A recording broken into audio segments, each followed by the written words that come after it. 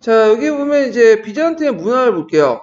비잔틴 문화는 그리스의 헬레니즘 요소에다가 동방적 요소를 이제 결합시킨 건데, 자, 비잔틴 문화의 큰 공헌은 그리스 고전의 보존이에요. 그래서 이것을 이제 학자들이 읽고 연구를 하고 주석을 붙이고, 특히 플라톤 철학 같은 거 있죠. 플라톤 철학이 상당히 발달됐어. 그래서 후대에 이제 그 르네상스에 큰 영향을 줬죠. 그 다음에 여기에서 좀 무기에서 좀 눈여볼 게 뭐냐면 그리스 불이라는 게 있어요. 이거 좀 외워두세요. 외우기도 편하죠. 이게 왜 그러냐면 이게 그 일종의 대포인데 이게 이제 좀 특징이 뭐냐면 이게 하약은 아니에요. 하약은 아니고 이게 이제 그리스 불이라고 해갖고 거기에 이제 뭐냐면 그 뿌리면 그 사람들한테 이제 뿌리면 이게 이제 붙잖아요. 그러면 절대 안 꺼져. 그래갖고 물을 부으면 물이 더 부으면 더 번져요. 그래서 바닷속에도 이렇게 뿌리면 확 번져. 그래갖고 학자들이 이 그리스 물의 전체를 잘 몰라요. 일단 지금 비밀로 이렇게 전수돼갖고 그냥 일종의 오늘날 백리탄하고 비슷한 백리탄이라고 해서 있어요. 하면 절대 이제 사람이 끌 때까지 안 꺼, 물로 안 꺼져요. 그래서 어디가 완전히 뼈까지 타는 그런 게 백리탄이거든요. 그거 비슷해요. 나프타하고 뭐하고 섞여가지고 유황하고 섞어가지고 만든 건데 하약은 아닌데 일단 뿌리면 물 속에서 불이 퍼지고 절대 꺼지지 않는 그 불이 있어. 그걸 이용해가지고 전투에서 크게 승리를 해요. 예. 근데 그거에서 만드는 방법이나 이런 것들은 잘 모르고 있다. 그래서 그리스 불을 좀 기억을 해두시고요. 그 다음에 역사 소수에서 보면 그렇게 알려지지 않지만 사생활 기록한 내용이 있다. 비사 같은 게 있는데 그냥 보시면 되고 그 밑에 보시면 이제 미술 부분에서 성소피아 성당 있죠? 예. 그래서 그 성소피아 성당만 기억을 해두셔야 되는데 그 내부는 화려한 상징주의적인 어떤 신비한 모자이크 벽화로 새롭고 독창적인 비잔틴 미술의 출발이었다. 비잔티움의 그 종교 미술은 그리스 것과 팔레스타인, 시리아의 동방적 것이 잘 융합되었다. 그래서 라만나의 성 비타르 성당이나 그 다음에 베네치아의 성 마르코 성당 등등 후대에도 이제 그 영향을 줬죠. 이런 것들 이제 기억을 좀 해주시면 되고요. 그 다음에 비잔틴 역사적 의의 같은 경우에도 이제 있는데 좀 보면 자 프랑스 역사가들은 비잔틴 제국은 저제국이라고 이제 불렸다. 그것은 비잔틴의 그 전신인 로마 제국에 비해서 모든 면에서 뒤처진다는 뜻이다. 자, 근데 여기서 좀 볼게 이거는 누구의 입장이야 지금? 서방 역사가들의 입장이죠. 아까 말했지만 되게 비잔틴 역사를 전공했던 학자들이 누구냐면 서방 역사가들이야. 왜? 그럴 수밖에 없어. 왜냐면 그 당시에는 이제 비잔틴이 지금 망하고 나서 그 계승자가 없잖아. 되게 터키가 연구하겠어요? 비잔틴 역사를? 그러니까 프랑스 역사가든 서방 역사가든 연구하다 보니까 좀 그리스 종교 좀 낮게 보거든. 그러다 보니까 좀 평양적 눈을 가지고 접근해. 그래서 이런 평가를 하게 돼요. 자, 확실히 지중해 세계를 지배했던 전성기의 로마에 비해 비잔틴이 낮게 평가할 수밖에 없다. 그래서 이제 그러나 비잔틴 제국이나 그 문화를 이러한 시각을 평가한다는 건 아직 역사적으로 정당한 방법이 아니다. 자, 로마 제국이 붕괴한 뒤 자리에 성립된 유럽, 이슬람 및 비잔틴 중에서 비잔틴 문화나 정치가 가장 앞섰고 중세에서 문화다운 문화의 꽃이 다시 핀 것은 12세기 일이다. 자, 이슬람이 곧 비잔틴 지에 이어서 헬레니즘 문화를 흡수해서 어느 정도 비잔틴 문화가 능가하는 문화가 발전되었고 그 다음에 쭉 있는데 일단은 요거는 좀 약간 자기의 이제 주관적인 내용이 많이 적혀 있는 것 같아요. 그래서 이제 일단 요 내용을 이제 밑에 있는 내용을 정리하면 첫 번째로는 그리스 로마 문화를 어디에 전파시켜줬다? 서유럽에 전파시켜줬다. 그래서 르네상스 같은 것들에 영향을 줬죠. 이게 있고 두 번째로는 이 비잔틴 문화가 어디에 영향을 줬죠? 슬라브족 문화에 영향을 줬죠. 동슬라브족 영향. 슬라브족 영향을 줬고 대표적인 게 러시아죠. 러시아. 그래서 모스크바를 아까 얘기한 것처럼 제3의 노마로 한다. 그러면 제1의 노마는 로마고 제2의 노마는 어디야? 콘스탄티노플이고 제4의 노마는 모스크바죠. 그러니까 후에 이제 그 로마노프 후계자들, 황제들이 자신을 자르라고 하고 그다음 독수리 문장도 그 로마 시대 때 독수 문제고 왕실 깃발도 삼고 이런 거와 연결시켜서 같이 보시면 돼요. 예. 그래서 이제 있고 그리고 여기는 안 나왔지만 또 하나의 특징이 뭐냐면 그 일종의 이슬람으로부터 방파제 역할을 했다. 방파제. 그래서 만약에 이제 오스만 투르크가 오랫동안 버텨주지 못했으면 금방 무너질 수 있었죠. 유럽 세계가. 그래서 이슬람으로부터 방파제 역할을 했다. 한 세 가지 이렇게 정리해갖고 이제 의의를 두시면 될 것 같아요. 예. 그래서 이렇게 있고, 자, 요 밑에 있는 이제 마호메트 관련된 내용은 나중에 좀 이제 기타 살 때 할게요. 그래서 기타 살 때 서양사 개론도 좀 봐야 돼요. 왜냐면 서양사 개론에 기타 살 내용이 좀 간혹가다 있어요. 그 내용이. 자, 그래서 이제 한번 이제 있고, 그 다음에 뒤로 넘어가서 이슬람 얘기 쭉 있고, 다시 이제 사르만만의 노르만 활동을 볼게요. 자, 여기 보면 이제 그 첫 번째 부분은 이제 여기 피핀 관련된 내용이 있고, 그래서 피핀이 이렇게 그 왕관을 받았잖아요. 그러면 그 당시 왜 그 카톨릭이 교황이 그 당시 피핀을 선택했는가? 그 내용이 여기 쭉 있어요. 다음 장에 163페이지에 그 두 번째 단락부터 볼게요. 자, 그 하나는 성상 금지 문제 등으로 동서교의 분열이다.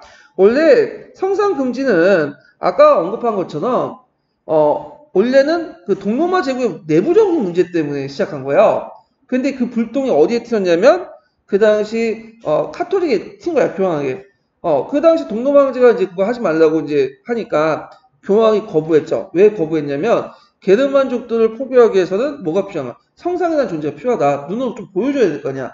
자, 그래서 이제 이것이 동서분열 계기가 됐어요. 물론 이것 때문에 곧바로 만약 갈라진 건 아니고 나중에 이걸 갈등을 빚다가 11세기 들어가면서 서로 이제 콘스탄티노플 대주교와 그 다음에 교황이 파문을 해. 그러면서 완전히 교회가 이제 갈라지게 된 거예요. 자, 그러면 비잔팀의 네오 3사가 처음으로 성상 금지를 내었을 때 단순히 종교 문제를 근치는 게 아니라 대토주의 소유의 억제와 관련된 이 대토주의 소유 억제는 누구와 관련된 걸 수도원세력과 연결됐죠. 예. 그래서 이제 네오 3세는 자신의 성상 숭배에 반감을 가지고 있었으나 대토지 소유자인 동시에 선상 숭배의 경향이 강한 수도원 세력들의 억제를 속셈이 있었다. 자, 서노마 몰라고 점차 이제 비잔티노부터 독립을 강하게 원했던 로마 교회는 문맹이었던 게르만족 교회 사업에 선상이 필요했으면 이제 관계도 있고 해서 네오 3세의 금지력에 불복하게 되었고, 자, 이를 계기로 동서교회 분열은 거의 결정적인 사실이 되었다. 그 내용이 있죠. 그래갖고 이제 여기에서 그 관련된 내용이 있어요. 주 7번을 잠깐 보면요. 자, 성상 문제 네오 3세 금지령 이후에 여제 이레나의 금지령을 포기하고 다시 네오 5세가 했죠.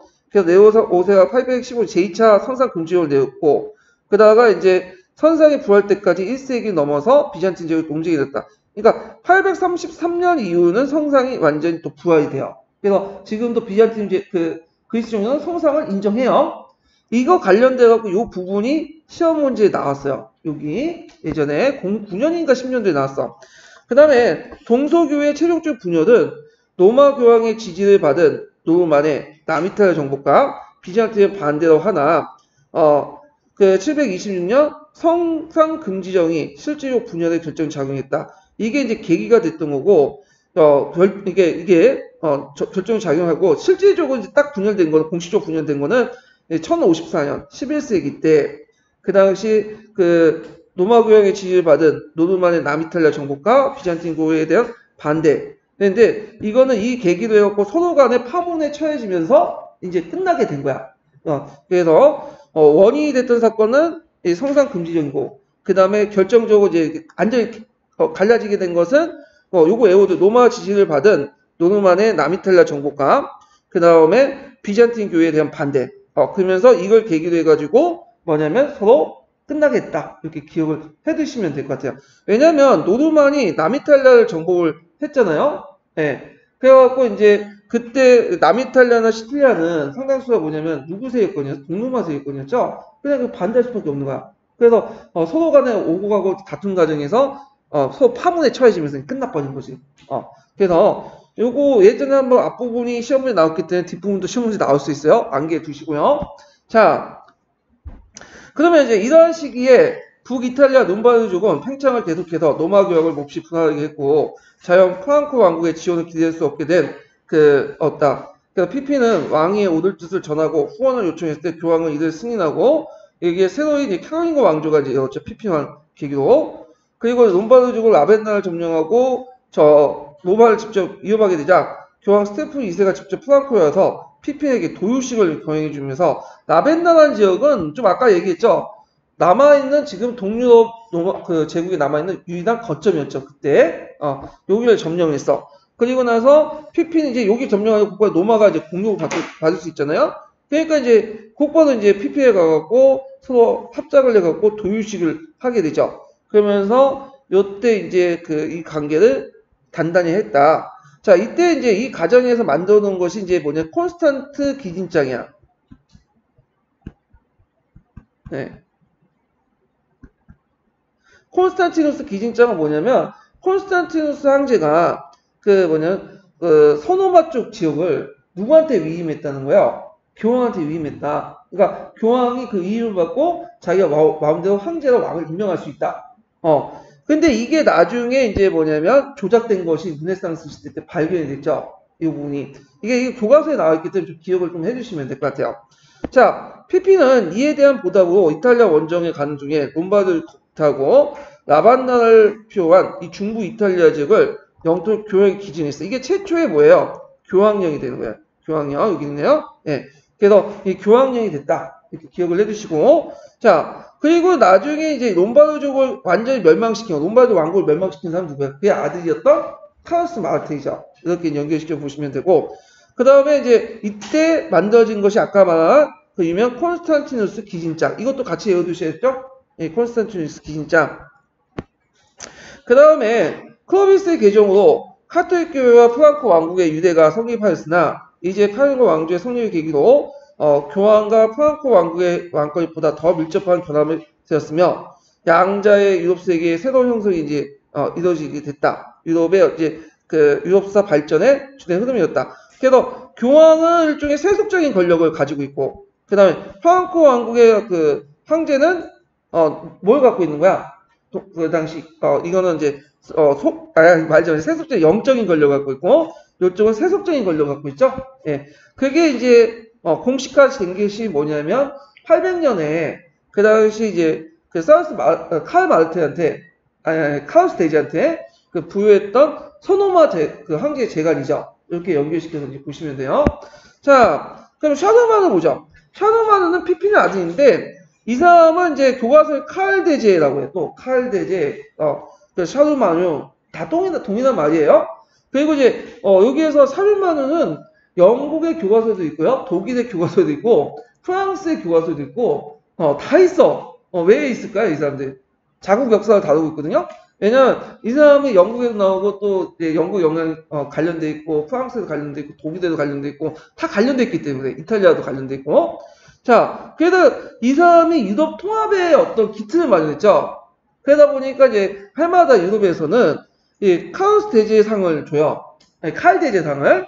예. 그래서 이제 칼 대제상을 주고 하는데 유럽 통합에 큰 기여한 사람들에게 칼 대제상을 준다. 이게 예전에 시험 문제 한번 공사의 기출문제 언급됐던 거고요. 자, 그럼 보면 피피의 아들 샤르마는 또는 칼 대제는 동시대 전기작가 아일하르트의 정력적이고 야심적인 지용을 겸비한 위대한 정치가였다고 기록을 하고 있다.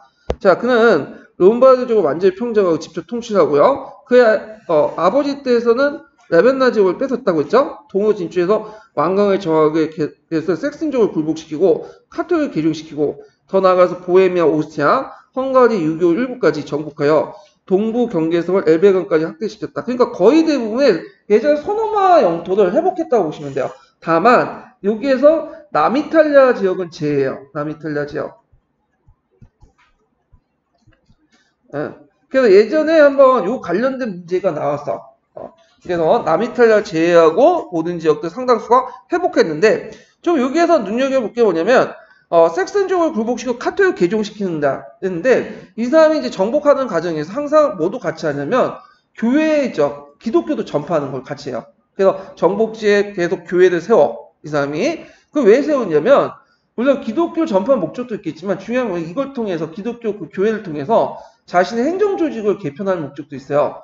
왜냐하면 그 당시에는 행정 조직이 제대로 갖추지 못했어. 부족 단위로 막 생활하기 때문에.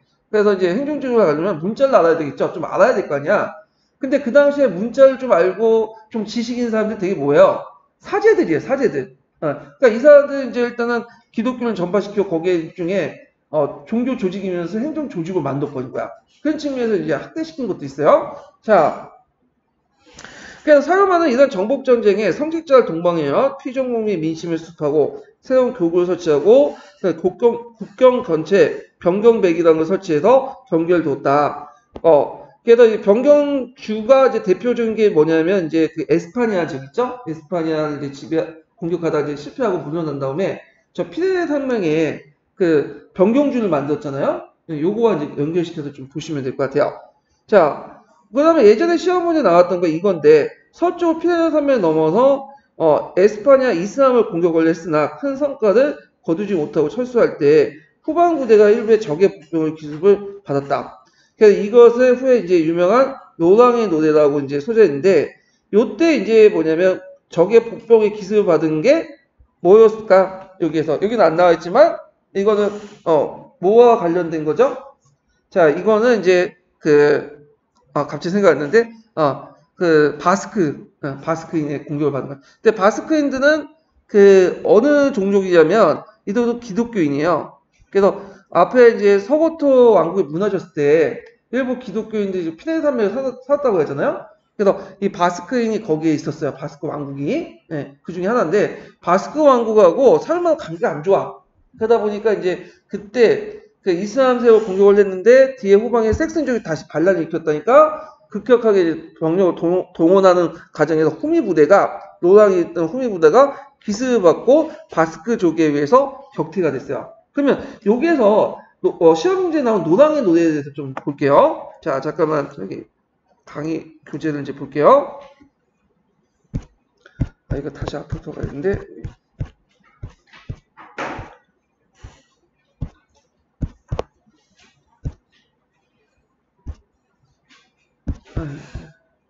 자, 몇 페이지냐면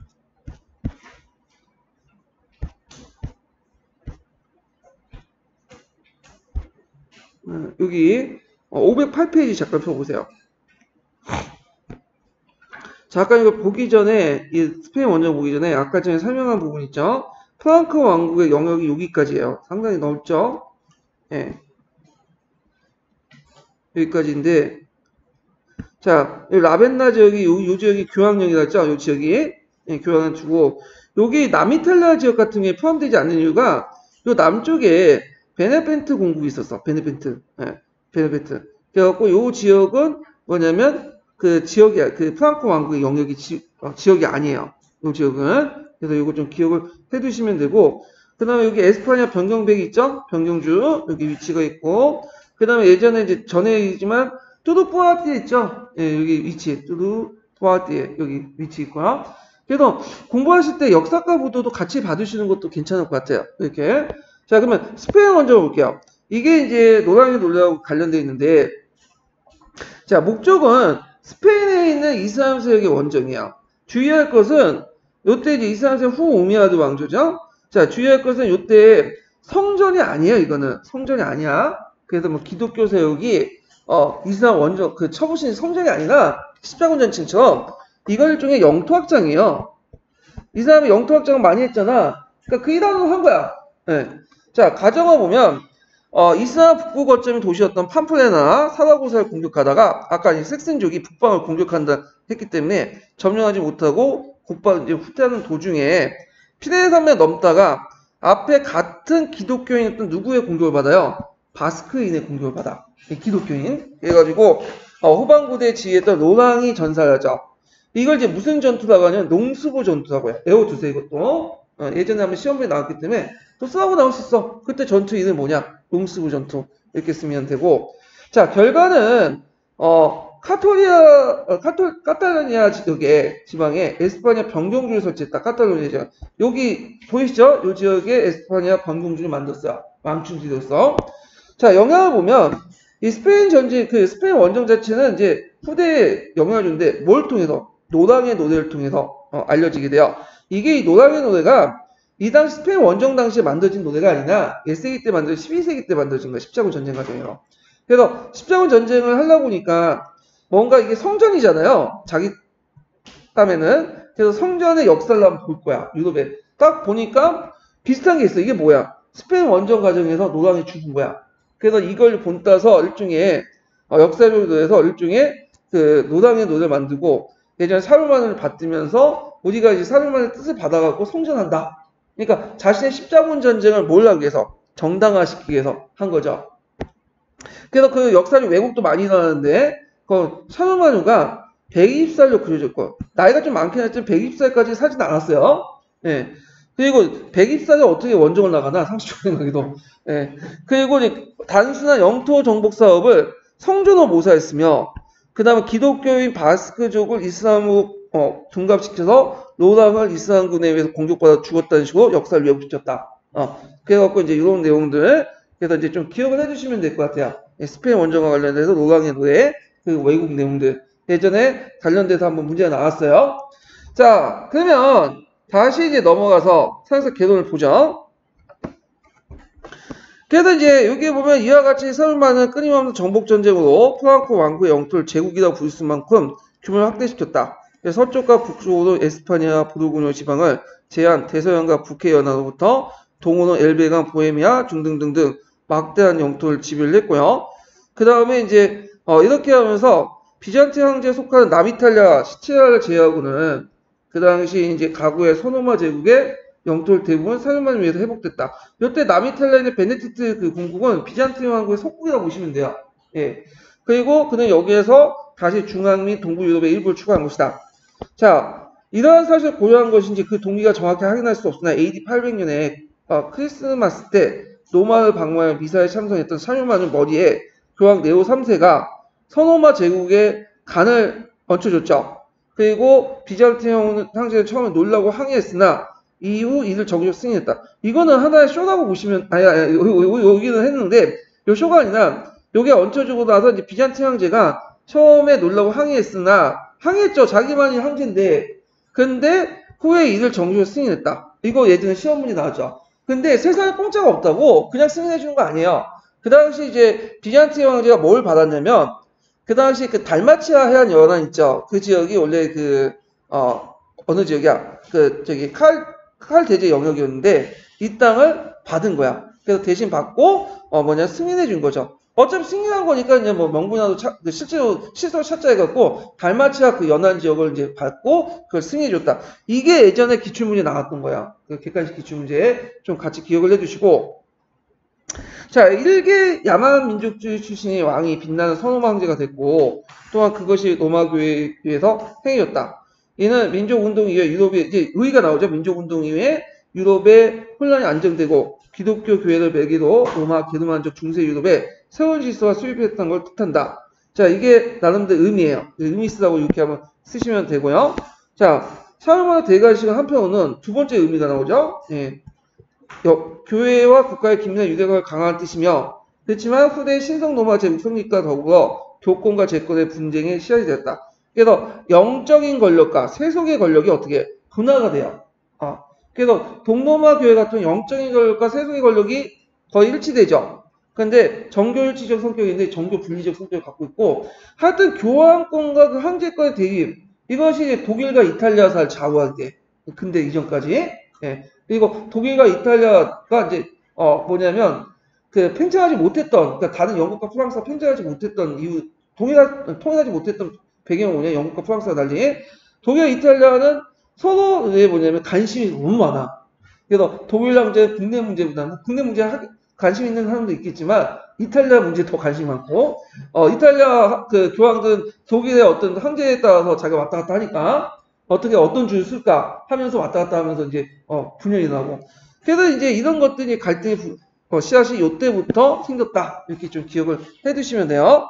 자, 그 다음에 통치와 문화를 보는데 자, 이 부분은 좀 약간 이제 시험에 나왔으니까 좀 약간 정리하고 좀 넘어갈게요. 기본 심화강의 교재로. 자, 문화정책 부분을 볼게요. 문화정책. 자, 예전에 공사에 나왔던 게 카로링고 르네상스예요. 그래서 르네상스는 부흥이라는 뜻이죠. 원래 원판 르네상스는 14세기, 16세기 있었고, 요때 카로링고 르네상스가 있고 또 한 번 르네상스가 있어. 12세기 때 르네상스가 있어요. 그때 이제 이슬람부터 이제 뭐냐면 여러 가지 문물이나 물자 같은 것들 받아들이고 상품화폐 경제가 발달되면서 12세기 르네상스가 형성됐잖아요. 자, 하여튼 이 카로링고 르네상스는 중세 문화의 바탕이 됐고, 그래서 라틴 투더사의 조직을 바탕으로 고전 문화를 보존하면서 그리스 라틴 문화를 융합을 했다. 그러니까 내용을 보면 이게 이제 시험 문제 나왔으면 꼭 기억을 해두세요. 게르만족의 법률을 편찬했고, 원래 게르만족 같은 경우에는 이제 법이 구조로 내왔잖아요. 그걸 이제 성문화시켜 살리법 같은 그런 것들을 편찬했고, 그다음 정비했고, 궁중학교를 이제 만들었고, 교회학교 설립으로 교육을 장려했다. 왜냐면 그 당시에 너무 무식했어요. 사람들이. 그래갖고 이제 그 당시에 교회 성직자들 데리고 와서 교회 문맹을 올리려고 하고, 문맹을 타파하려고 하고, 문맹 타파하려고 했고, 노력했죠. 심지어는 사르마나 대제조차도 그걸 못 읽었다고 해요. 이 사람이. 자, 그 다음에 알키라는 사람 기억을 해줬죠? 이 알키는 이제 영국 사람인데, 잉글랜드 출신인데, 이제 이 사람을 데려와서 초빙 학문을 유성했고, 이 알킹이 이제 만든 게 뭐냐면, 카로링고, 소문자예요. 그래서 예전에 메로밍고 소문자가 있었죠. 카로링고 소문자 필기체를 이때 만들었어. 예. 요게 예전에 시험 문제 나왔죠. 그래서 이것이 이제 카로링고 소문자가 알파벳 소문자의 기원이 됐다. 예. 그래서 메로밍고 소문자는 너무 이게, 복잡해. 이걸 좀 단순화시켰어. 이때 소문자들은. 자, 그래서 이게 이 소문자 만들고 이게 이제 그대로 쓰여진 건 아니고요. 나중에 르네상스 때 부활돼갖고 그 이후에 계속 쓰여지게 되는 거야. 자, 그 다음에 라틴어 문헌을 수집하면서 라틴 문화를 부흥해서 라틴어가 일종의 국제어가 됐다. 라틴어는 오늘날 이탈리아어는 아니죠. 예, 고대 그리스 시대 때 고대 로마 시대 때 로마에서 사용했던 그 언어야. 지금은 사어죠, 사어. 예. 자, 하여튼 그럼 라틴어가 국제어가 됐다. 이렇게 이제 보시면 되고. 그 다음에 이제 그 후에는 프랑코 왕국이 분열되죠. 그래서 이제 메르덴 조약과 메르신 조약 에서 분열이 되고, 메르신 조약에 의해서 동프랑크, 서프랑크, 중프랑크. 그래서 이제 각각 독일, 프랑스, 이탈리아 이렇게 이제 있고, 자, 동프랑크, 서프랑크, 이탈리아 있죠. 동프랑크는 왕기가 끊어져가지고 나중에 이제 오토리스가 이제 그걸 이어서 이제 신성 로마 황제가 되고, 서프랑크는 또 왕기가 끊어져. 그러다가 이제 카페 왕조가 그걸 대신해서 있고요. 이탈리아는 아예 없어지고 그냥. 그래서 제후 도시들이 새로 강대하고 뭐 등등. 자, 하여튼 그러면 내용을 이제 읽어볼게요. 자, 여기 보면 샤르마느는 정복지에 주교국을 설치하고 전국에 300개 주회를 나누고 주백을 두고요. 변경백을 돕다. 그래서 이제 치안, 사법, 군사를 간장하고 했다. 그러나 민족 이동 이후에 사회적 정치적 혼란은 지방 공권적 경영을 조장시켜 주백도 상당히 독립성을 유지했고 그 외에 주교나 지방의 유력한 귀족들도 상당한 권력을 보유하고 있다. 나름대로 그 중앙집권을 깨려고 했지만 그게 잘 안 됐어요. 그래서 이제 이런 지방 분권적 경향이 있었다. 이런 것들 이제 보시면 될 것 같고요. 그 밑에 이제 왕의 명령과 그 당시 왕이 명령가 그 다음에 왕이 파견한 순찰사 정도였다. 순찰사는 속인 귀족과 고위 성직자 2명으로 구성됐고 주백을 통제할 권한이 있었으나 그건 사르마누 같이 강력한 왕이 있을 때 한정되었다. 자, 그 밑에부터 이제 카톨릭과 르네상스 쭉 나오는데, 자, 샤르마누는 영토 확장뿐만 아니라 그동안 거의 불이 꺼지다시피 한 문의 부흥을 노력했고, 섹슨 출신의 알키는 이제 비롯해서 많은 학자들 각처에서 모여서 그 당시 알크스 라사페를 불러 궁중학교를 개설. 이때 이제 임시 수도 정도 역할을 했어요. 여기가 수도. 개소하고 고전 라틴어 문법, 논리학 등을 가르쳤다. 이러한 문화 부흥 진흥책에 따라서 스톤에서 고전 작품을 필사하고 비롯한 고전 연구가 활발해졌다. 자, 이러한 움직임을 가리켜 이걸 카로링고 르네상스라고 하죠. 자, 확실히 민족 이동 후에 문화의 전반적으로 황폐하고 침체된 비해서 샤르마누 시대는 문화의 등불이 다시 반짝이는 뜻깊은 일이었다. 그래서 요 카로링고 르네상스 내용을 좀 보시면 되고 요 밑에는 카로링고 르네상스에 대한 어떤 저자의 주관적 느낌? 이런 거 적어놓은 것 같아. 자, 그 다음 프랑크 제국의 붕괴를 볼게요. 자, 이 사르마가 죽은데 문제는 이제 게르만족이 특이하게 무슨 상속제가 있었죠? 분할 상속제가 있었죠. 장자 상속제가 아니라 분할 상속제가 있어. 그리고 이제 게르만족이 했던 프랑크 왕국 자체가 다양한 민족과 언어로 구성됐기 때문에 그 사람이 죽은 후에 이제 뭐냐면 나라가 분열이 돼. 그래가지고 이제 첫 번째 이제 분열이 이제 있는데 아까 침에 베르댕 조약이 이제 맺어졌죠. 베르댕 조약 그 아들에 대해서. 그래서 이제 그 손자에 대해서 손자죠. 누이 건공왕이 죽고 나오는데 그 아들 그러니까 그 사르마는 손자죠. 그래서 이제 죽은 후에 누이 공공왕이 죽은 후에 프랑크 제국 그의 이제 세 왕자 사이에 선봉이 됐고 그래서 이제 여기 보면 찰스 데모니 왕이 서부 프랑크, 누이 독일 왕이 동부 프랑크, 장자 로테르가 황제 친구와 함께 동서 프랑크 중간지대에 해당하는 뭐 네덜란드, 아일랜드 등등등은 중부 프랑크를 차지하고요. 근데 장자가 죽으니까 다시 이것이 세 개로 또 나눠가게 되죠. 메르시엔 조약에 의해서 독일, 동프랑크, 서프랑크, 그 다음에 이제 등등 이탈리아 등등을 나누면서 프랑스, 독일, 이탈리아 3국이 이제 기원이 되었다. 이렇게 좀 보시면 돼요. 그러니까 두 개의 조약이 명칭 정도 외워두세요. 베르댕하고 메르시엔 조약 이 정도 기억을 해두시면 되고 자 그러면 9세기 때 이제 넘어와서 이제 프랑크 왕국 약화될 때 때마치 9세기 때 누가 쳐들어오냐면 스칸디아 반도에 있었던 노르만족도 있어. 노르만족은 덴마크, 스칸디아 반도에 있었던 건데 이 노르만족들은 왜 쳐들어왔느냐 여러 가지 설이 있는데 이 노르만족들이 이제 예전에 이제 북쪽에 있었잖아요. 근데 이 스칸디아 반도 지역이 그게 잘 먹고 잘 사는 땅이 아니에요. 거의 동토 지역이죠. 예, 잘해봤자 이제 언어나 하고 약간 이제 무역하고 그냥 살았던 건데 인구가 갑자기 늘어났어요. 그때 무슨 이유인지 모르겠지만 그 시기에 인구가 늘어나니까 이제 잉여 생산물 둘러싸고 서로 이제 부족 간에 싸움이 일어나. 왕국 간 싸움이 일어나고. 그러다 보니까 맨날 밥만 먹고 자기끼리 싸우기 시작한 거야. 이게 이제 좀 일본 전국시대와 비슷하다고 보시면 돼요. 그런데 이제 안에 싸워가지고 해결 못하니까 이제 먹을 걸 찾아서 뭐야? 밖으로 튀어나오기 시작한 거지. 9세기 때. 근데 이 사람들이 그 전에 한 100년 동안 자기끼리 치고받고 싸웠잖아. 그러니까 전투력이 어떻게 해요? 급상승한 거지. 거기다 이제 저기 유럽에서는 오랫동안 좀 평화가 있었잖아요. 프랑크 왕국 이후에. 그러니까 전투력이 약해진 상태죠. 거기다 신체적으로 올 때, 라틴족과 게르만족에 비해서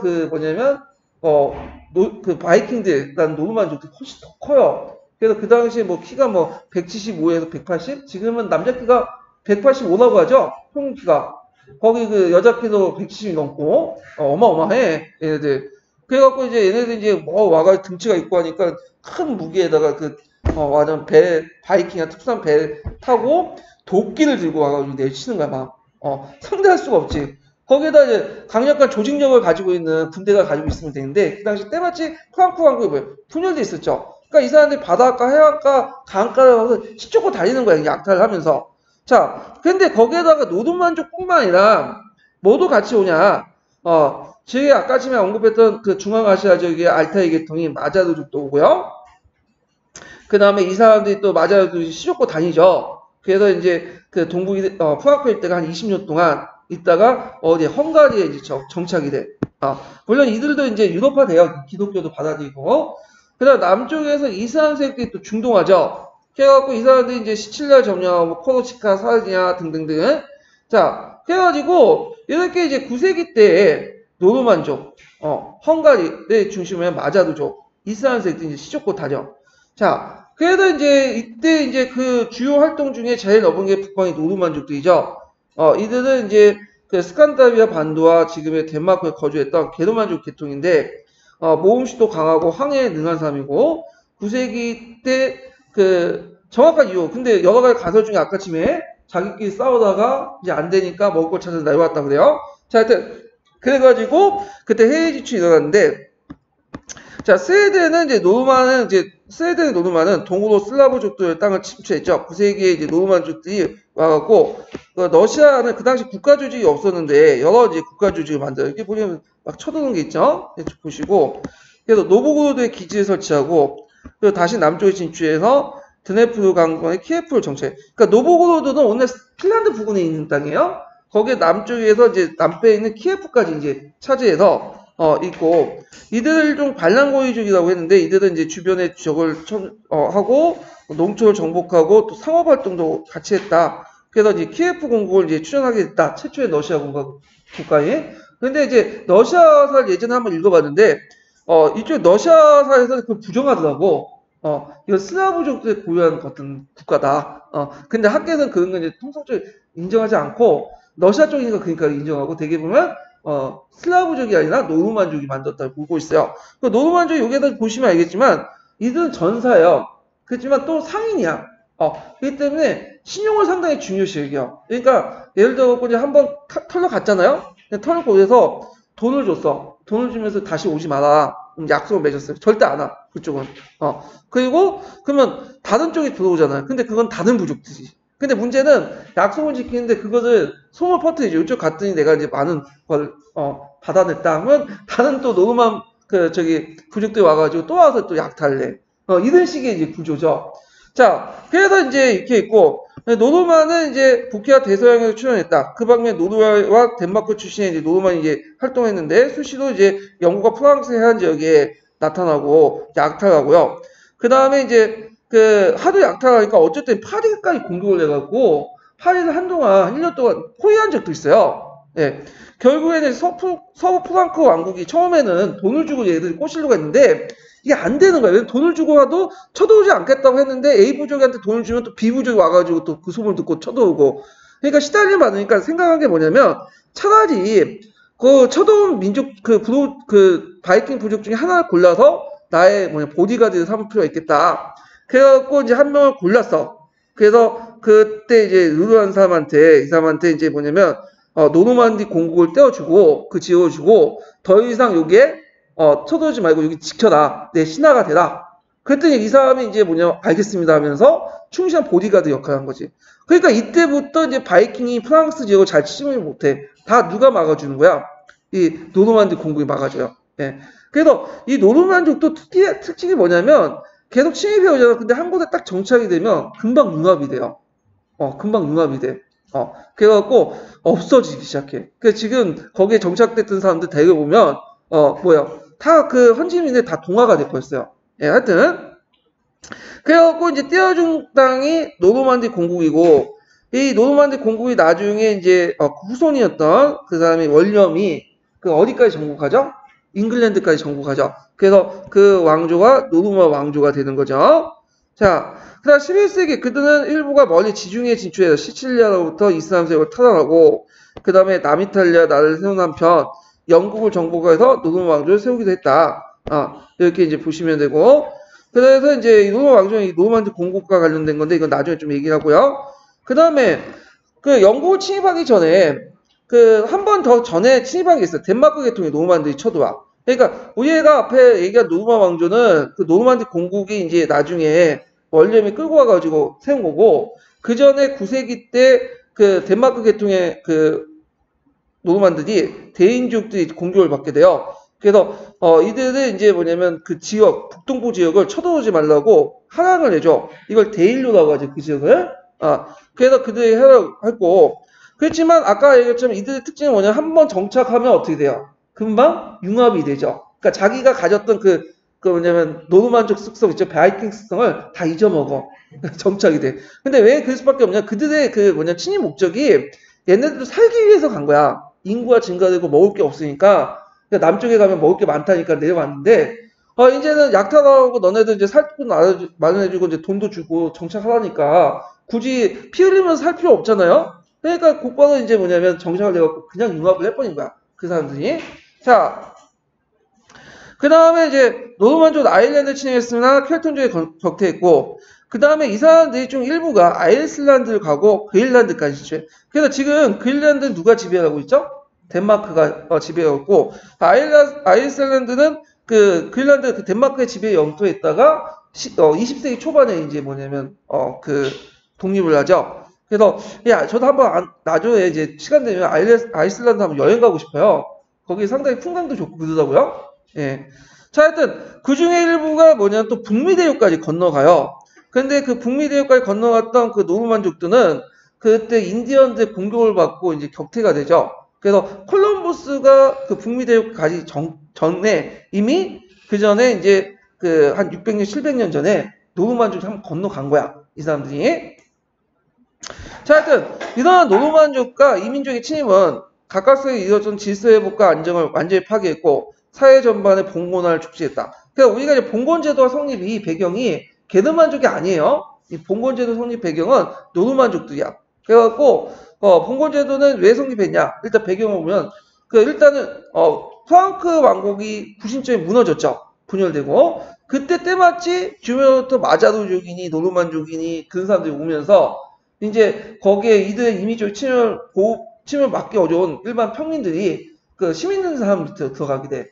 그러면서 그 과정에서 이제 봉건 기사들이 등장하고 또 기사끼리 이제 연합하는 과정에서 상하관이 형성되면서 봉건제도, 뭐 장원제도가 형성된 거죠. 그래서 봉건제도의 배경은 어디에 찾아보면 게르만족의 침입을 보는 게 아니라 9세기 때 그 노르만족의 침입을 봐야 돼요. 이걸 예. 그래서 배경과 관련돼서 한번 시험 문제 예전에 2차 기출 문제 물어봤으니까 한번 기억을 해두시고요. 자, 하여튼 사회 전반의 봉건화를 촉진하였고 부흥하는 듯이 보였던 문해도 완전히 사라졌다. 그래서 서부 프랑크에서 대부분 수도원들이 노르만드 약탈과 파괴 대상이 됐고 왜 노르만족들이 수도원을 공격했냐면 예전에도 그렇지만 종양에서 그렇지만 제일 돈 많은 데가 어디예요? 종교기관이잖아. 사찰. 그래서 맨날 도둑들이 사찰 트잖아요. 그러니까 수도원에 가보면 토지도 있지. 거기 곡물도 쌓아놓고 뭐 온갖 기부금도 다 있을 거 아니야. 그러니까 거기에 약탈돼. 그리고 많은 도읍이 또 약탈되고 불태웠다. 인명피해도 많았거니와 많은 경제학자가 방치되거나 산림이나 항공지가 번화했다. 마다주족의 침입은 노르만처럼 장기가 아니었으나 파괴성이 더욱 격심했다. 자, 등등등 해가지고 이제 이렇게 해서 봉건제도가 형성이 되기 시작해요. 자, 그러면 봉건제도를 이제 볼게요. 자, 이 봉건제도와 장원제도 관련된 내용은 시험 문제 자주 나오는 부분이죠. 그래서 최근에는 좀 안 나오긴 하는데 제일 기초적인 부분이니까 좀 꼼꼼히 볼 필요는 있어요. 그러면 내용을 좀 보고 이거 이제 서계 내용을 이제 보기 전에 잠깐 강의 교재 내용을 좀 볼게요. 자, 보죠. 봉건제도. 자, 봉건제도의 개념을 이제 정의하려면 준종관계와 장원제도. 주종관계는 이제 기사와 기사 간의 관계죠. 그래서 기사와 또는 영주의 관계. 그래서 상부구조의 관계. 여기 보시면 있죠. 여기 해당하는 부분이죠. 기사와 제후의 관계, 제후와 국왕의 관계. 이런 것들이 봉건제도고요. 그 다음 장원제도라는 것은 영주하고 누구의 관계? 농민 간의 관계죠. 이게 장원제도예요. 예. 그래서 두 가지도 구성이 됐어요. 그래서 좁은 범위의 그 봉건제도는 주종제도만 의미하고요. 그 다음에 넓은 범위의 봉건제도는 어디까지 포함되는 거야? 장원제도까지 포함되는 거죠. 자, 그래서 주종관계와 장원제도 결합한 중세사의 정치, 경제, 사회적 지배체제다. 그래서 국왕을 정점으로 지배인 기사들이 여러 계층으로 나눠 주종관계를 맺고 그 다음에 이때는 쌍무적 계약관계예요. 요거는 주종관계는 쌍무적 계약관계죠. 그 다음에 기사들은 각기 봉토받은 장원의 영주로서 농노를 지배하죠. 요거는 일방적인 뭐죠? 예속관계예요. 예속관계. 이렇게 볼 수 있죠. 자, 그래서 이제 정치적으로는 지방 분권제이고요. 사회경제는 장원제, 군사적은 주종관계를 맺고 있다. 키워드죠. 정치적 지방 분권제, 사회경제는 장원제, 군사적 주종관계. 자, 봉건제도 성립 배경 보면 이거 예전에 기출문에 나왔던 건데 두 가지 요인이 있는데 하나는 내부의 분열이야. 프랑크 왕국이 분열이 있었잖아. 그러니까 90년이 살았는데 때마치 이민족이 침입이 됐어요. 이민족은 어떤 침입이야? 이거 게르만족이라 생각하면 안 되죠. 이거 쓰라고 하면 뭐가 써야 돼? 마자르족. 그 다음에 이스라엘요. 그 다음에 제일 중요한 바이킹, 노르만. 이런 것들이죠. 그래서 이제 이들이 이제 침입해 오니까 약자들이 좀 힘 있는 강자들이 붙어요. 그러면서 지방에서 이제 원심력이 형성되고 이 무사들 간에 또 지배체제가 형성되면서 봉건제도 발전됐다. 요게 이제 성립 배경이 시험문에 나왔으니까 꼭 기억을 해두시고요.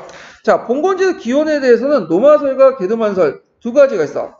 그래서 이제 책에서는 보통 게르만족으로 중사제도와 그 다음에 그 노르만족에서 은대지 제도 이렇게 나눠볼 수 있잖아요.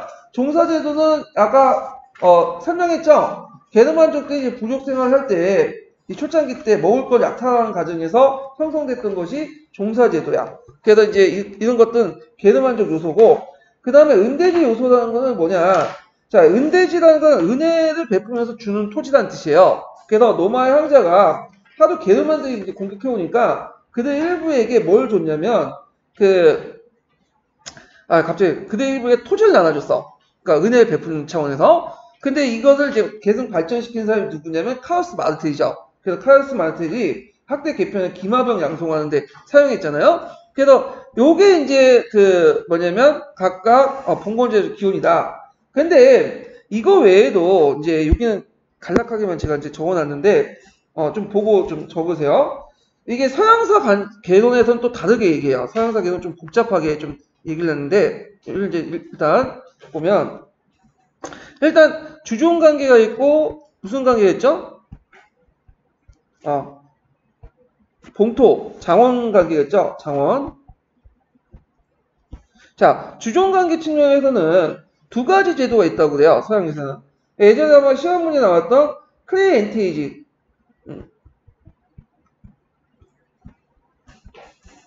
자, 이 클레이엔테이지는 예전에 말한 것처럼 이 노마적 요소죠. 노마적 요소.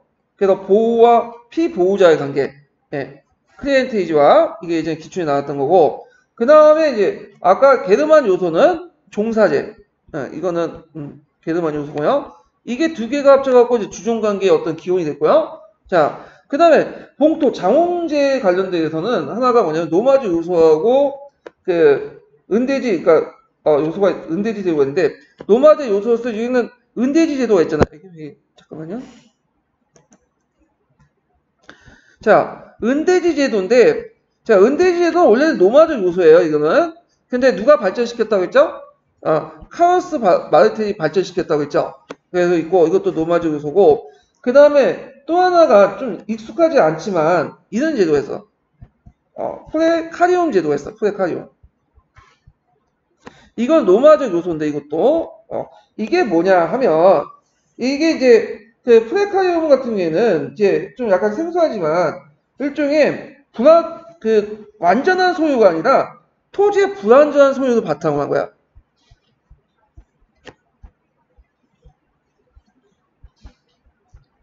근데 여기에서 주의할 것은 이제 뭐냐, 우리가 근대적 어떤 사고방식은 토지의 소유권은 오직 소유권만 하나 있죠? 그러니까 소유권 배타적으로만 가지고 있잖아. 그러니까 일무일권주의니까 그래서.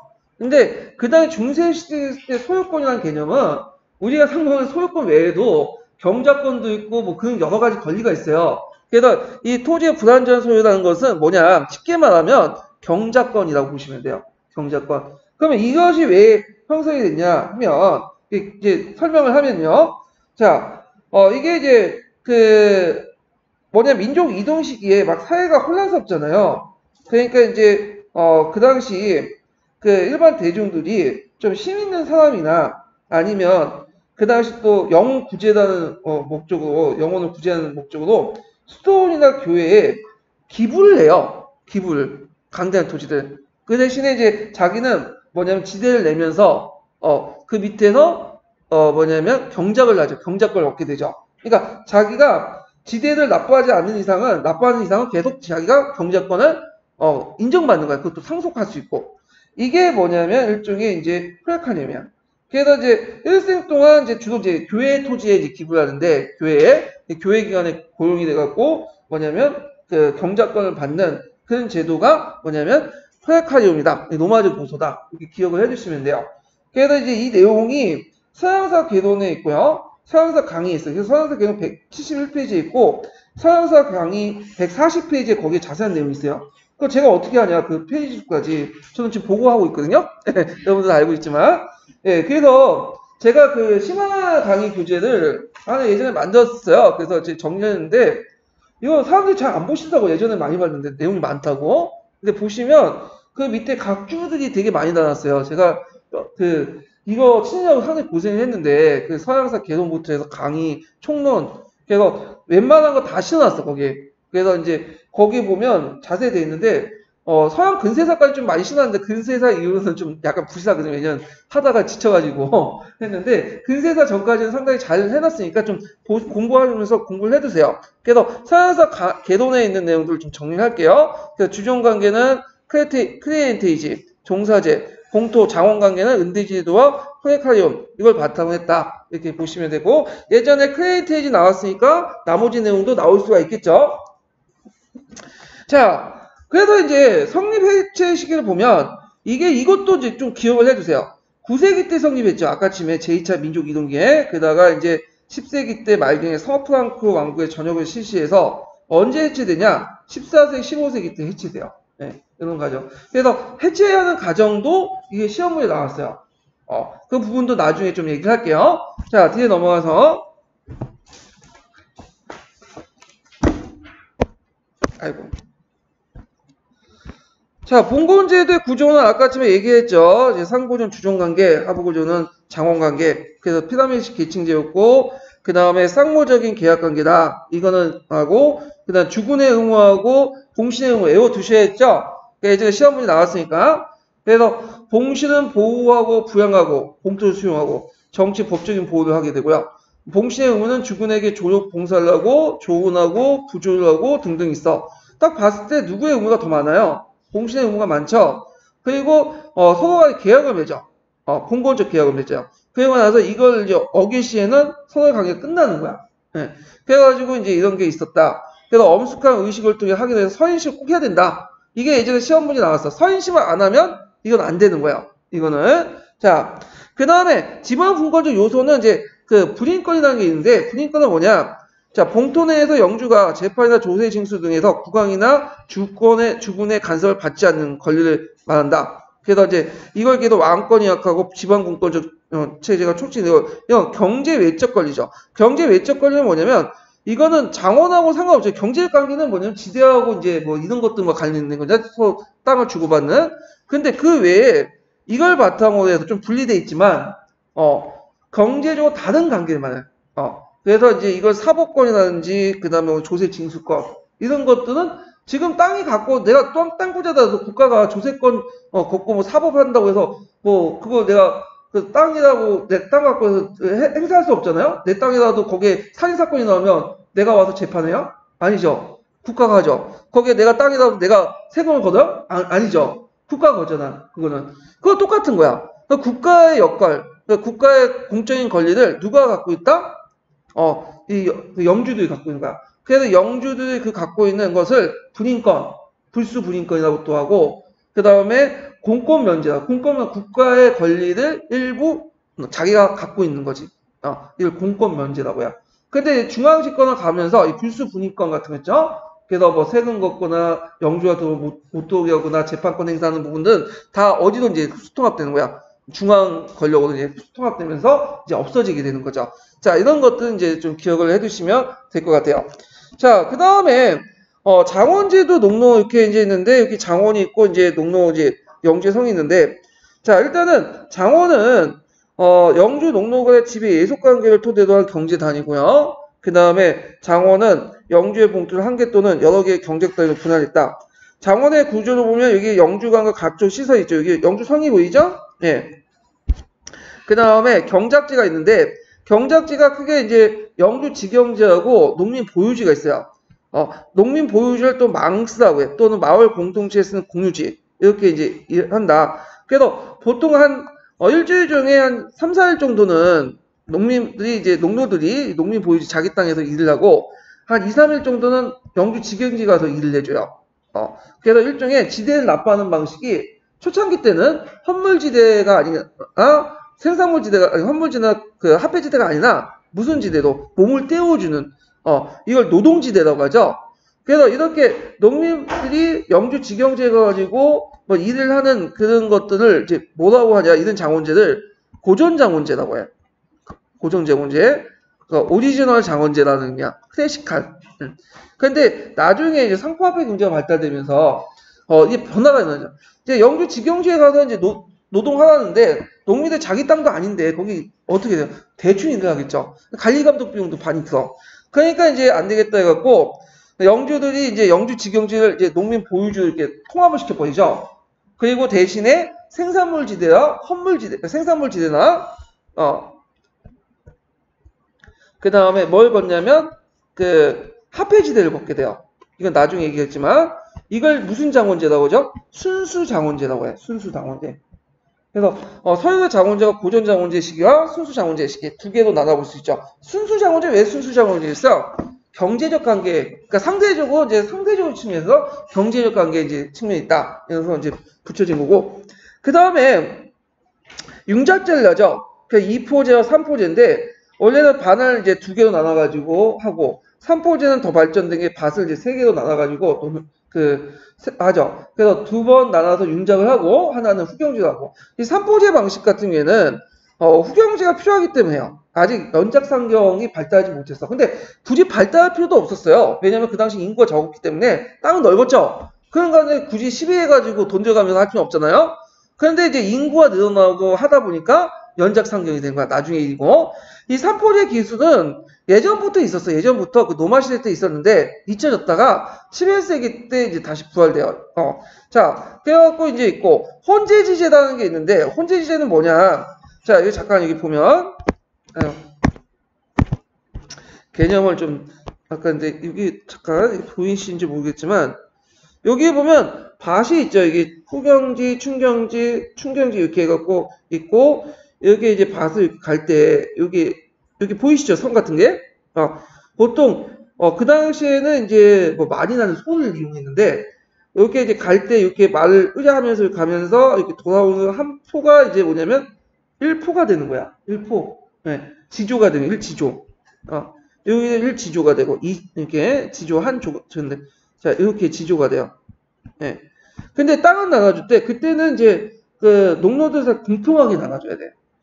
근데 마을 안에서도 비옥한 토지가 있고 비옥하지 않은 토지도 있죠. 그럼 어떤 사람은 운 나쁘게 비옥한 토지는 아니 운 좋게 비옥한 토지 받을 수 있고 어떤 비옥한 진짜 운이 더럽게 재수 없어갖고 어떤 항무지만 받았잖아. 그럼 마을 간에 분쟁이 생기잖아요. 그럼 청락을 유지할 수 없죠. 그러니까 땅을 나눠줄 때도 영주가 자 나눠줄 때 여기는 이제 좀 비옥도가 높고 여기는 비옥도가 낮고 여기는 뭐 중간이라면 요 비옥도가 높은 땅을 하나 A-3을 주면 요거를 이제 A는 요거 갖고 요 충경지에다가 비옥도가 좀 낮은 땅을 갑니다. C를 갖고.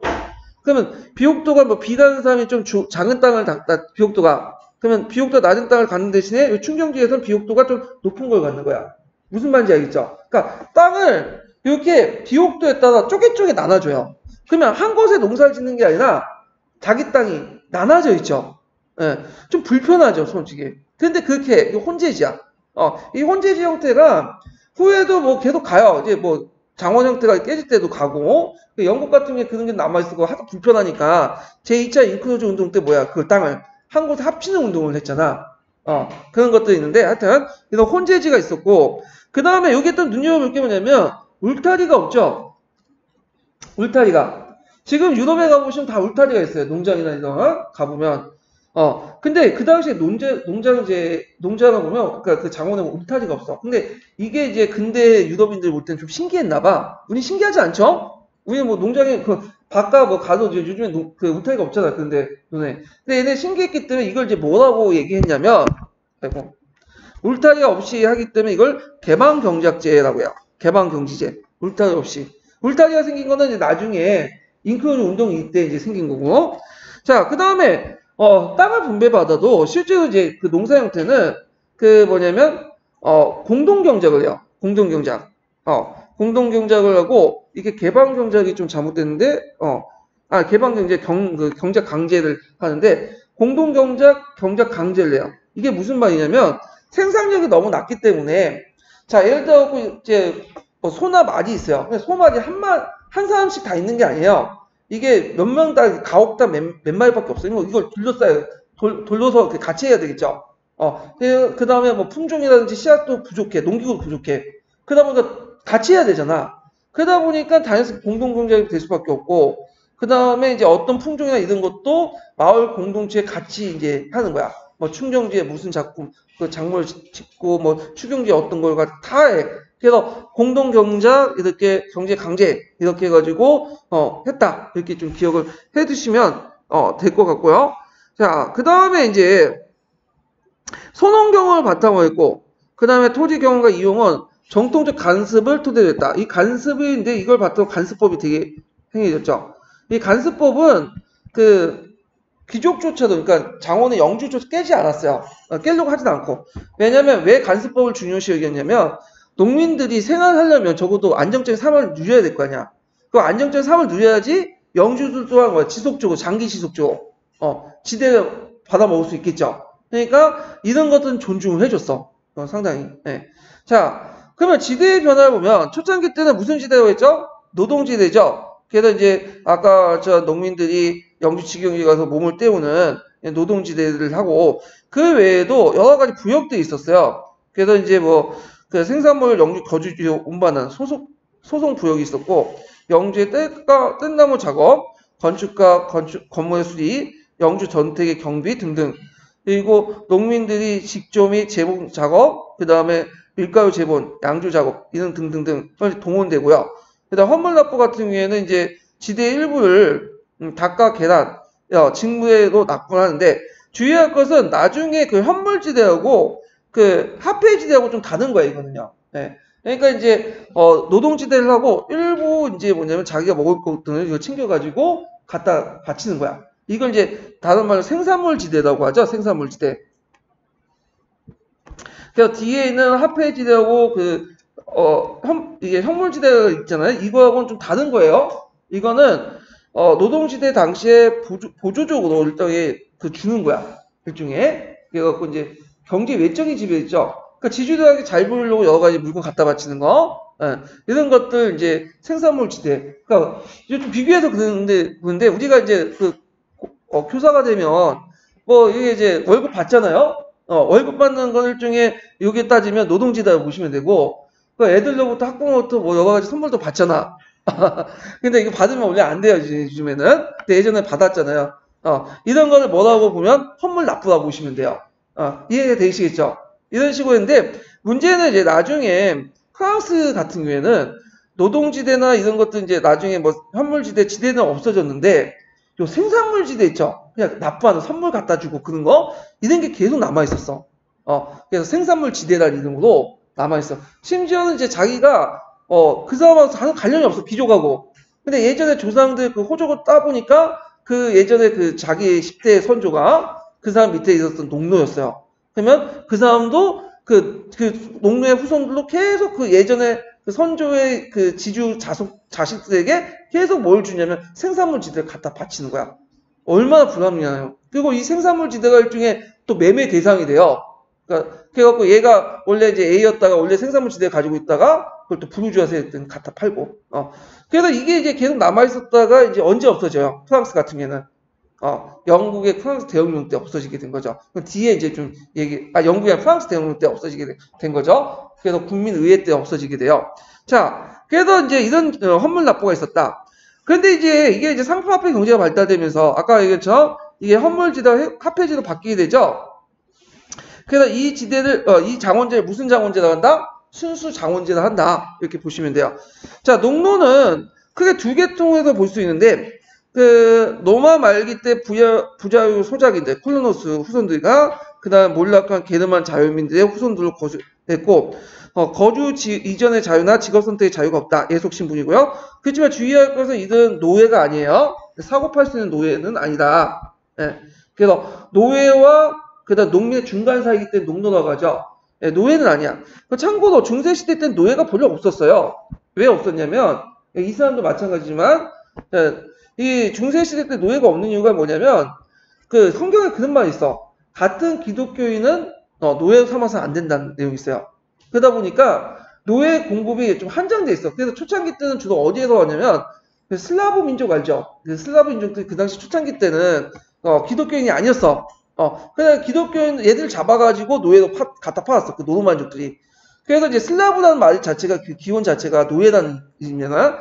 근데 슬라브족조차도 뭐예요? 이게 기독교 되니까 노예가 이제 거의 없다고 보시면 돼요. 그냥 간단히 이슬람교, 이슬람인들 잡아다가 노예 하고 그 정도인데, 근데 이 사람도 나중에 뭐 기독교 개종해 버리면 어떻게 되는 거야? 해방을 시켜줘야지. 이건 이슬람교도 마찬가지야. 처음에 노예를 부렸다가 얘네들 이슬람교 받아들이면 이슬람 교리 똑같아. 같은 이슬람교들은 노예 삼으면 안 된다. 그러면 해방 노예가 되는 거야. 이 사람들이. 예. 자, 그래서 이제 나중에 투르크인들이 노예로 잡혔다가 이슬람 받아들인 이유 중에 하나가 뭐냐면 해방되려고. 자, 하여튼 농노의 부담을 보면요. 일단 영주들에게 노동지들을 갖다 바치고 공납도 갖다 바치고 잡세도 이제 갖다 바치죠. 특히 이제 시설 사용료. 그래서 영주가 운영하는 여러 가지 뭐 제방소, 제분소 이런 것들 강제로 사용해야 돼. 예. 그 다음에 영주의 재판을 받아야 된다. 그런 것도 있고요. 그 다음에 농노의 권리는 이제 가정과 토지, 가옥 등 약간 재산 소유, 그래서 총납 공동체에 의해 보호를 받았다. 이들은 이제 가족을 꾸밀 수 있고 결혼도 할 수 있고요. 약간의 재산도 소유할 수 있어. 그러니까 완전한 그 노예는 아니었다. 그러니까 농노와 노예의 차이점을 보면 농노는 고대 노예와 근대 농민 간의 중간적 존재로서 농민적 요소는 독립된 가족이 형성되고 부분적인 재산 소유와 토지 상속권을 보장받을 수 있고요. 노예적 요소는 거주 이전에 직업 선택의 자유가 없고 신분적으로 손가락받았다.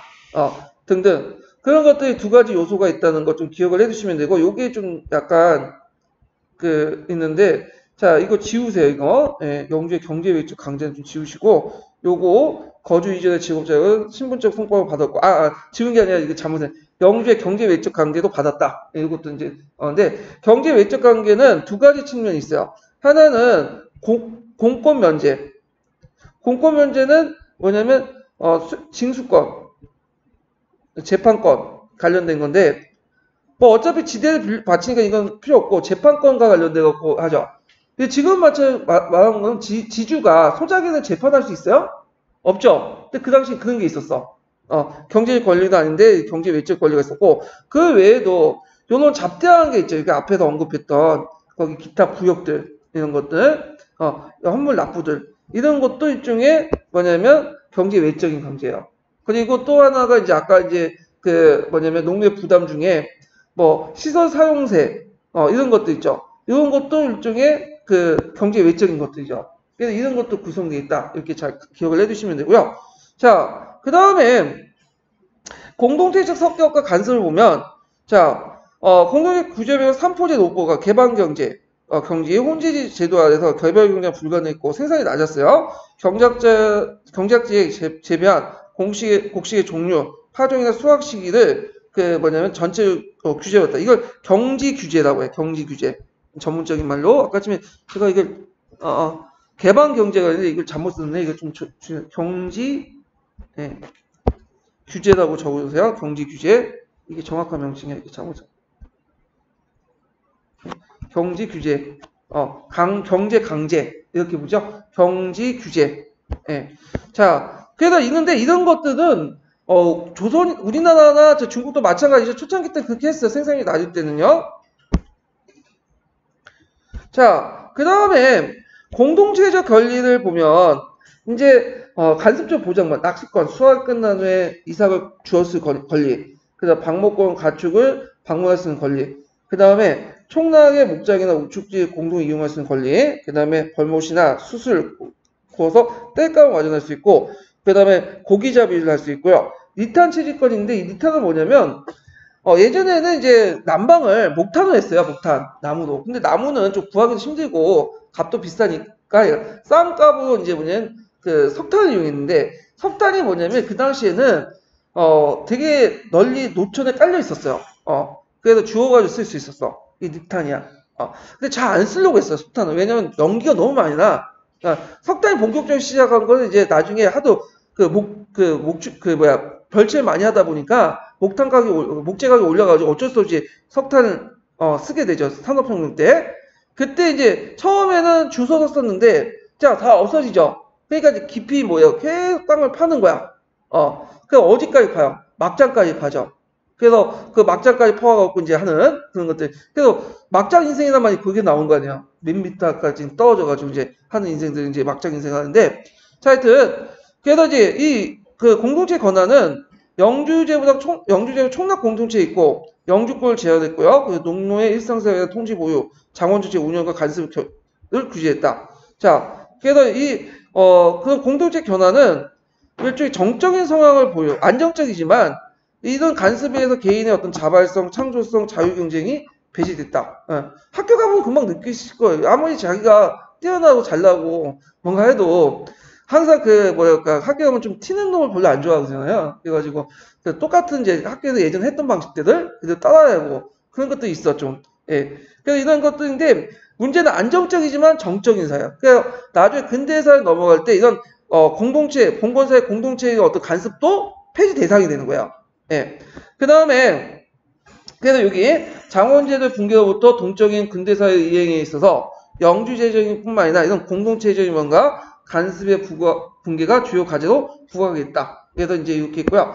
영주권이 있죠. 영주권은 경제적 요인에서 유래된 것이 아니라 경제 외적인 권리와 권한을 그러니까 경제적 요인은 어디예요? 토지 소유자로서 건데. 근데 토지 소유자로서는 지대만 받으면 돼요. 경제적 관계죠. 근데 그거 외에도 경제 외적인 권리에 있었어요. 영주권. 그러니까 지주는 지금 영주라고 하지 않잖아요. 그러니까 여기만 갖고 있으면 지주가 되는 거야. 근데 플러스 경제 외적인 권리를 갖고 있기 때문에 이건 뭐가 되는 거죠? 영주가 되는 거야. 이해되시겠죠? 자, 그 다음에 국가의 공권 해처. 아까 제일 중요한 게 국가의 권력 중에 하나가 뭐예요? 그 중에 하나가 이제 징세권, 그 다음에 재판권, 군사권, 이런 것들을 이제 영주가 가지면서 이제 뭐냐면, 됐고요. 내용은 이런 그 경제 외적인 권리, 아까 경제 외적인 권리 얘기했죠? 그걸 바탕으로 성립했고, 이걸 바탕으로 농민의 잉여생산물, 지대 외에도 다른 것들을 노동력이나 물자나 이런 것들 착취했다. 그래서 그 외에는 되게 많아요. 아까 전에 정리한 것처럼 시설 독점 및 강제 독점 사용권, 재본, 제빵, 포도, 압축 같은 일생사에 필요한 불가한 시설 독점을 해가지고 이득을 얻고요. 기타고요. 뭐 도로, 교량, 한간의 부도시설 등등을 했고, 그 다음 영주 및 영주 재판권이나 징수권 이런 것도 있고, 거기에다가 이제 아까 아침에 헌물지대. 헌물지대는 뭐라고 했어요? 우리가 이제 학생들에게 캔커피나 이런 것들 받아먹는 거? 예. 아니지만 지금은 이제 받아먹지 못하죠. 예전에 그렇게 했던 것도 이제 헌물지대다. 이렇게 좀 기억을 해주시면 될 것 같아요. 자, 그래서 이제 이렇게 해서 한번 영주권을 정리했고, 지금 시간 관계상 이제 읽지도 못하겠고, 다음 시간에 이제 그 봉건제도와 관련된 내용을 강조를 할게요. 네, 오늘 수고하셨습니다. 감사합니다.